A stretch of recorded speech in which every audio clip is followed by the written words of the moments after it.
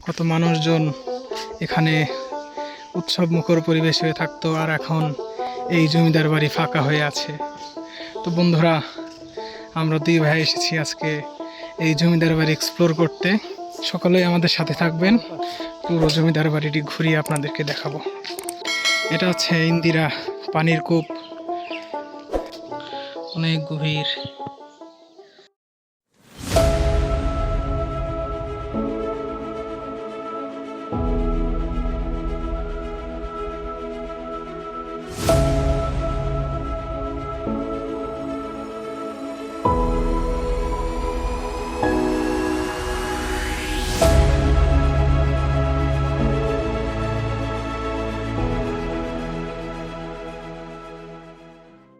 আসসালামু আলাইকুম।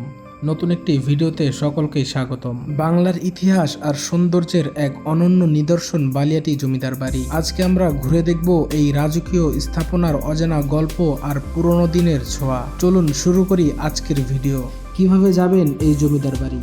ঢাকার গাবতলী বাস টার্মিনাল থেকে আরিচা বা মানিকগঞ্জগামী যেসব বাস সাটুরিয়া হয়ে যায় সেসব বাসে করে যেতে পারবেন। ভালো হয় গাবতলী থেকে সাটুরিয়াগামী এসবি লিংক পরিবহনে গেলে সাটুরিয়া পার হয়ে সাটুরিয়ার 0 পয়েন্টে নেমে যেতে হবে। বাসের সুপারভাইজারকে বালিয়াটি জমিদার বাড়ির কথা বললেই নামিয়ে দিবে। বর্তমানে আমরা আছি সাটুরিয়া বাজারে। সাটুরিয়া বাজার থেকে জমিদার বাড়ির দূরত্ব প্রায় 3 কিলোমিটার। বাস থেকে এ বাজারে নেমে অটোতে করে যেতে পারবেন জমিদার বাড়িতে। সেক্ষেত্রে ভাড়া নেবে 20 টাকা। আর ঢাকা থেকে বাসে জমিদার বাড়ি যেতে সাধারণত 2 ঘন্টার চেয়ে একটু বেশি সময় লাগে। তবে জ্যামের কথা মাথায় রেখেই আপনাকে রওনা দিতে হবে। এছাড়া ঢাকার উত্তরা থেকে যেতে চাইলে আবদুল্লাপুর হয়ে নবীনগর যাবেন। স্মৃতিসৌধের সামনে থেকে বাস পাবেন সাটুরিয়ার। সেক্ষেত্রে ভাড়া নেবে 70 থেকে 80 টাকা। সাটুরিয়া থেকে উপরে উল্লেখিত উপায়ে যেতে পারবেন। এছাড়া দেশের অন্য কোনো জায়গা থেকে আসতে চাইলে প্রথমে মানিকগঞ্জ এসে স্থানীয় পরিবহনে যেতে পারবেন। তো বন্ধুরা, এই ছিল যাতায়াত ব্যবস্থা।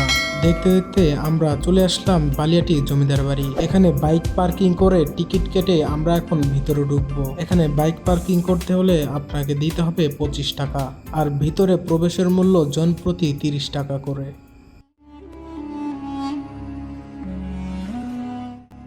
বালিয়াটি জমিদার বাড়ি দেখতে হলে আপনাকে যেতে হবে মানিকগঞ্জ জেলা থেকে প্রায় 8 কিলোমিটার দূরে সাটুরিয়া উপজেলার বালিয়াটি গ্রামে। এটি বাংলাদেশের 19 শতকে নির্মিত অন্যতম প্রাসাদ। একে বালিয়াটি জমিদার বাড়ি বা বালিয়াটি প্রাসাদ বলেও ডাকা হয়। মোট 7টি স্থাপনা নিয়ে এই জমিদার বাড়িটি অবস্থিত। এই বালিয়াটি জমিদার বাড়ির সবগুলো ভবন একসাথে স্থাপিত হয়নি। এই জমিদার বাড়ির বিভিন্ন ভবন জমিদার পরিবারের বিভিন্ন উত্তরাধিকার কর্তৃক বিভিন্ন সময়ে স্থাপিত হয়েছিল। বর্তমানে কেন্দ্রীয় ব্লকটি জাদুঘর। গোবিন্দ রাম সাহা বালিয়াটি জমিদার পরিবারের গোড়াপত্তন করেন। 18 শতকের মাঝামাঝি সময়ে তিনি লবণের বণিক ছিলেন। বালিয়াটি জমিদার বাড়ি নামে পরিচিত এই প্রাসাদ চত্বরটি প্রায় 16,554 বর্গ কিলোমিটার জমির উপর ছড়িয়ে থাকা 7টি দক্ষিণমুখী দালানের সমাবেশ। এই দালানগুলো খ্রিস্টীয় মধ্য 19 শতক থেকে 20 শতকের প্রথম ভাগে বিভিন্ন সময়ে জমিদার পরিবারের কয়েকজন সদস্যর দ্বারা নির্মিত হয়েছিল। সামনের 4টি প্রাসাদ ব্যবহৃত হতো ব্যবসায়িক কাজে। এই প্রাসাদের পেছনের প্রাসাদটিকে বলা হয় অন্দরমহল, যেখানে বসবাস করত তারা। এই বিশাল প্রাসাদটি 20 একরের চেয়ে বেশি স্থান জুড়ে অবস্থিত।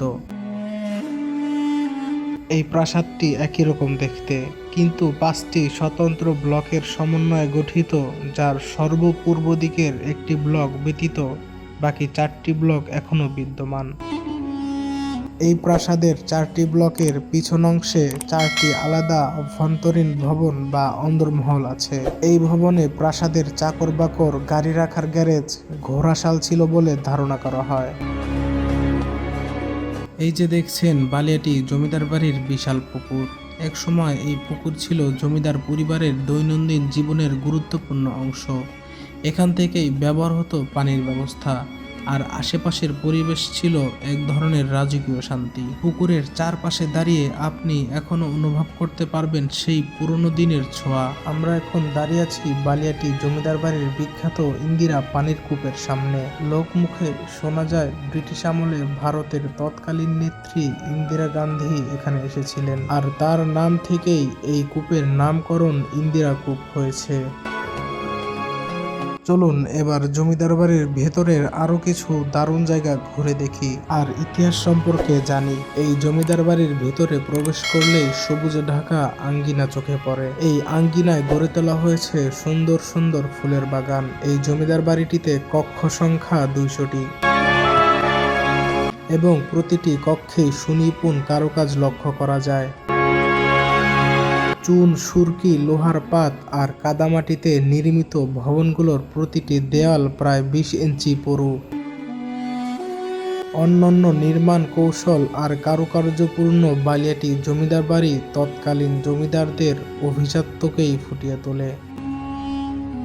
এখন আমরা ঢুকে পড়েছি বালিয়াটি জমিদার বাড়ির জাদুঘরের ভেতরে। এই জাদুঘরটি মূলত জমিদারদের ব্যবহৃত বিভিন্ন পুরনো জিনিসপত্র সংরক্ষণের জন্য তৈরি করা হয়েছে। একটি গুরুত্বপূর্ণ বিষয় আপনাদের জানিয়ে রাখি, এই জমিদার বাড়ির জাদুঘরের ভেতরের ভিডিও করার ক্ষেত্রে কিছু নিয়ম আছে। নিচতলায় কিছু নির্দিষ্ট জায়গা যেমন পুরনো সিন্দুক বা কিছু প্রদর্শনী, এসব ভিডিও আপনি করতে পারবেন, কিন্তু বিশেষ করে উপরের তলায় মানে দ্বিতীয় তলায় ভিডিও করা সম্পূর্ণ নিষেধ। এখানে কর্তৃপক্ষের নিয়ম মেনে চলতে হবে, তাই যারা এখানে ঘুরতে আসবেন অবশ্যই এই নিয়মগুলো মাথায় রাখবেন এবং জায়গাটার সৌন্দর্য ও ইতিহাস সংরক্ষণে সহযোগিতা করবেন। এই ছিল বালিয়াটি জমিদার বাড়ির ইতিহাস আর সৌন্দর্যের এক ঝলক। পুরনো দিনের এই রাজকীয় স্থাপনা আজও আমাদের অতীতকে মনে করিয়ে দেয়। ভিডিওটি ভালো লাগলে লাইক, কমেন্ট, শেয়ার করতে ভুলবেন না। আর এমন আরও ভ্রমণ আর ইতিহাস ভিত্তিক ভিডিও দেখতে সাবস্ক্রাইব করুন সাইফ এক্সপ্রেস। আবার দেখা হবে নতুন কোনো জায়গায় নতুন কোনো ভিডিও নিয়ে। আল্লাহ হাফেজ।